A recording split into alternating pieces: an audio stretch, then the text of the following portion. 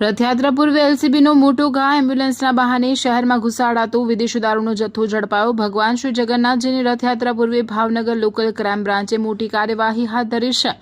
બાતમીના આધારે આખલોલ જકાતનાકા નજીક એક એમ્બ્યુલન્સ તરીકે ઉપયોગમાં લેવાતી Maruti Suzuki Eeco car GJ27 BS 0936 રોકી તપાસ કરતા તેમાંથી ભારતીય બનાવટના વિદેશી દારૂની 1248 બોટલો અને 24 બિયર ટીન મળી આવ્યા હતા। પોલીસે કુલ 1,54,008નો દારૂ તેમજ મોબાઈલ ફોન અને એમ્બ્યુલન્સ કાર સહિત 4,14,008નો મુદ્દામાલ કબજે કર્યો છે।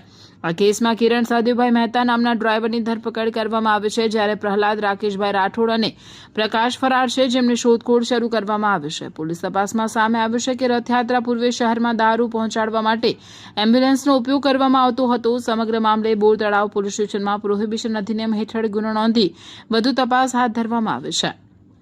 આ કામગીરી પોલીસ મહાનિરીક્ષક રાજેન્દ્ર વી અસારી અને પોલીસ અધિક્ષક નિતેશ પાંડ્યાના માર્ગદર્શન હેઠળ LCB PI Mayurdhwaj CM Sarvaiya તથા તેમની ટીમ દ્વારા સફળતાપૂર્વક પાર પાડવામાં આવી હતી।